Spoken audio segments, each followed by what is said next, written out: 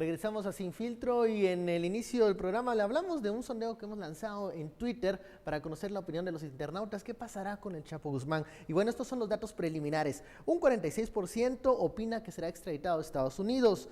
Un 40% es de la idea de que se volverá a fugar, que se volverá a escapar. Y un 14% cree que el gobierno mexicano preferirá tenerlo en el país para pues legitimar un poco lo que hablábamos, ¿no? De que pueden manejar la situación.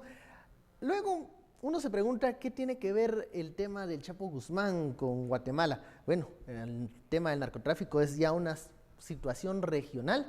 Incluso en el caso de la línea, el expresidente Otto Pérez Molina se refirió a la primera ocasión en donde se detuvo a este narcotraficante y donde él dice, dirigió la operación y también donde se negó a recibir un soborno. Escuchemos estas palabras y recorremos lo que dijo el exmandatario.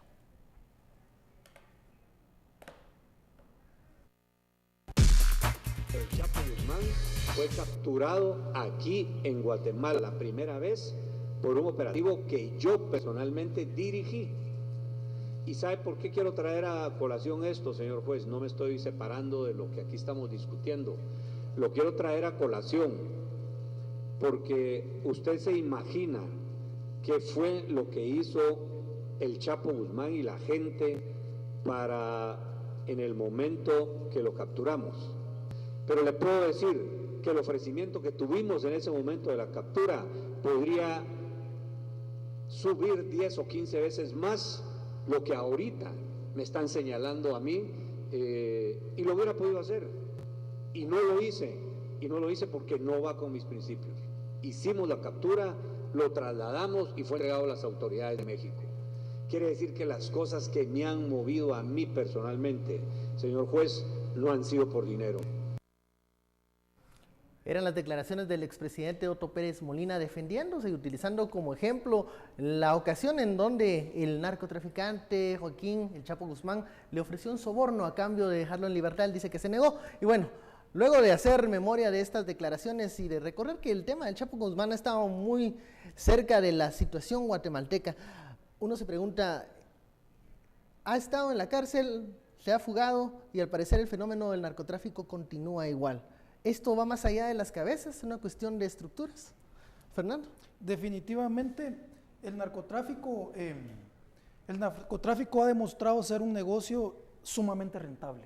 Y mientras sea un negocio sumamente rentable, nosotros vamos a ver cómo, no importa que capturen algunas de las cabezas, siempre van a haber personas dispuestas a sustituirlos, o ellos mismos, estando en las cárceles, pueden continuar manejando esta forma de crimen organizado. Entonces, para mí una cuestión que es sumamente importante, y ya lo comentaba Daniel en uno de sus tweets, es que urge trabajar una política integrada, una política regional del manejo de la lucha contra el narcotráfico. La lucha contra el narcotráfico no debe ser únicamente en aquellos países donde va de paso. Tiene que empezar por los países donde la droga es el destino final, donde va a ser principalmente consumida. Urge trabajar en los países donde la droga es procesada, donde la droga es enviada, y por todos los países donde está pasando. Y esta política tiene que ser integrada.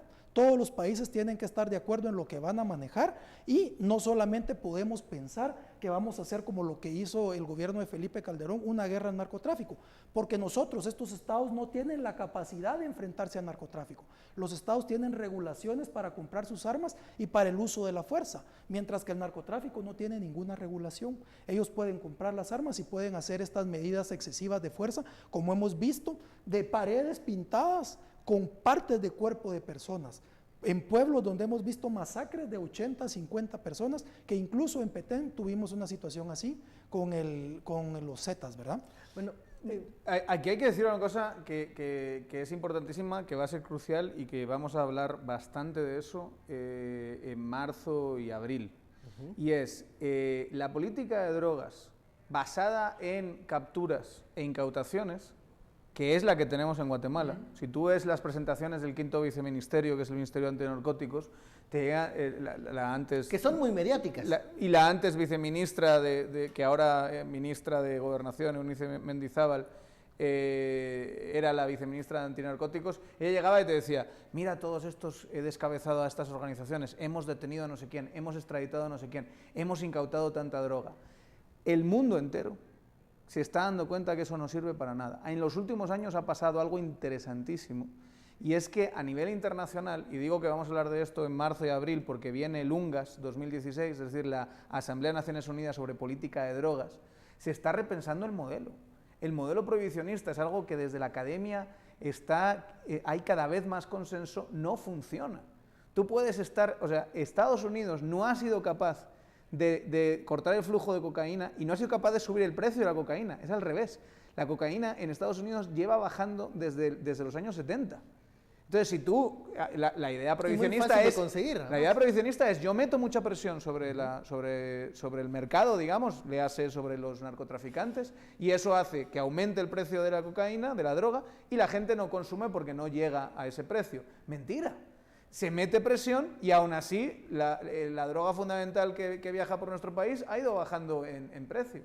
Y por eso también hay que entender todo lo que pasó en época de Calderón en los últimos años, tiene mucho que ver con esa presión que se les hace, pero también tiene que ver con los grupos de narcotráfico. No son en realidad carteles, hay muchísima competencia en el mundo del narcotráfico, no están cartelizados. Está buscando otros ingresos y por eso se mete en amapola y heroína, y de ahí el problema de San Marcos que tiene Guatemala. Drogas por eso químicas. Se mete en laboratorios, por eso se mete en consumo dentro del propio México, de las zonas turísticas, por ejemplo, porque tienen que diversificar porque el negocio de la cocaína está bajando en precio. Ese es el fenómeno que hemos visto y de cualquier manera, todos esos esfuerzos que cuestan millones y millones y millones, de los que es responsable fundamentalmente Estados Unidos, que es quien presiona a Guatemala para que tenga esa clase de política, porque esa política no ha sido pensada en Guatemala, todo eso es un fracaso absoluto. Y UNGAS es una gran oportunidad, y Jimmy Morales tiene una gran oportunidad de llegar a UNGAS y tener un discurso bastante más aperturista, una propuesta concreta. Por supuesto. Y ahí sí puede recoger algún trabajo que se ha hecho en ese sentido. Hacemos una pausa, vamos al segundo corte, le hacemos la invitación para que siga enviando sus comentarios al numeral SF Captura Chapo. Regresamos luego de estos anuncios.